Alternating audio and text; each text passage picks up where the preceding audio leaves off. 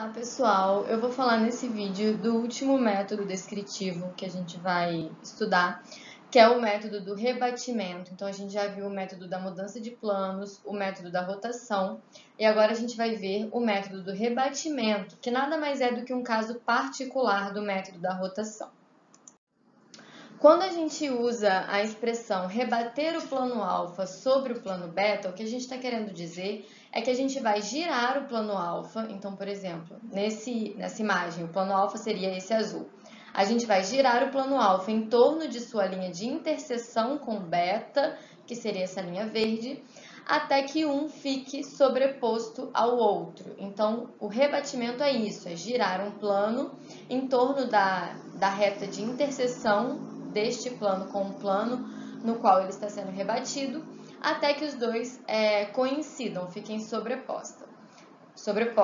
Então, esse é um tipo particular, um caso particular do método das rotações, em que o eixo de rotação, a gente vai fazer uma rotação, porém o eixo de rotação é a reta de interseção entre o plano alfa e o plano beta.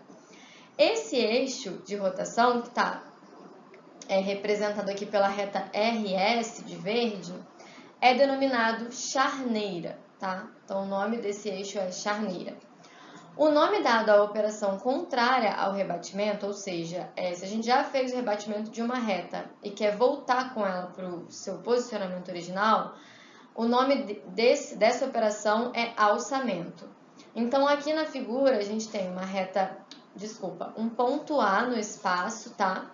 Aqui está a projeção horizontal de A, e a gente quer fazer o rebatimento do plano alfa que contém o ponto A, até que o ponto A pertença ao plano beta. Então, o que a gente fez? A gente obteve aí esse plano alfa que contém o ponto A, rotacionou ele em torno da reta de interseção de alfa com beta, até que o ponto A pertença ao plano beta.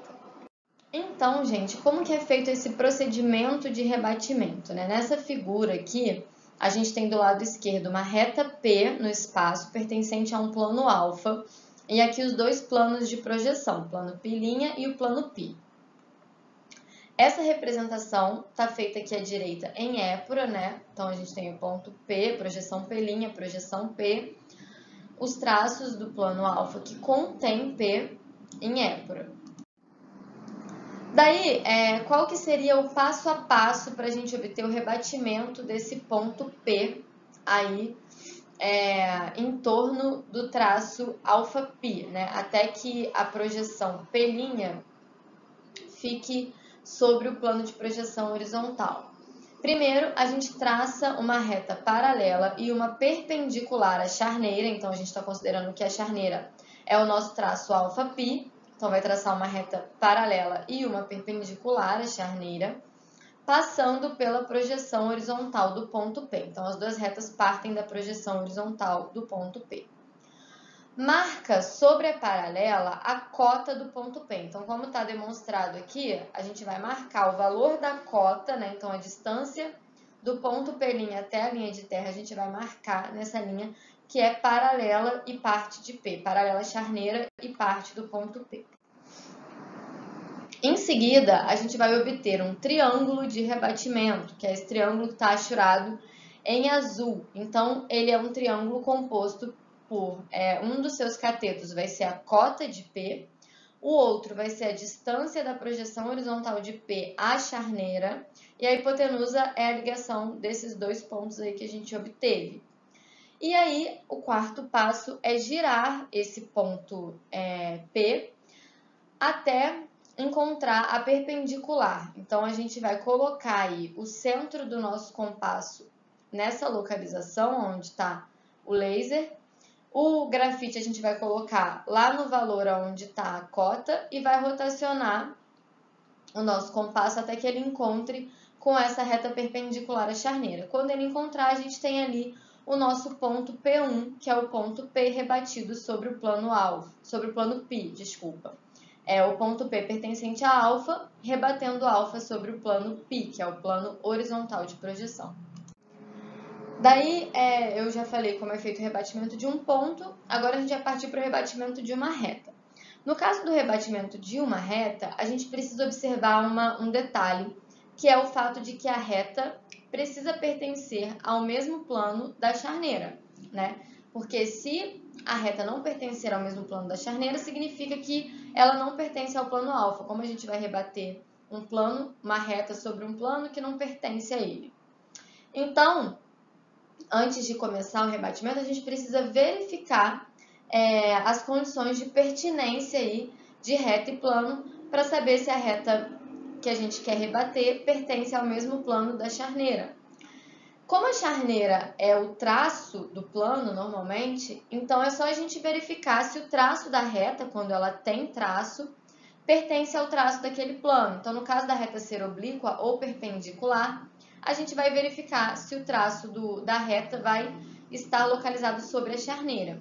E no caso da reta ser paralela a um dos planos de projeção, né, ou seja, ela não vai ter um dos traços, a gente precisa verificar se a charneira vai ser paralela à projeção dessa reta e verificar se o traço que a reta possui pertence ao outro traço do plano alfa, tá?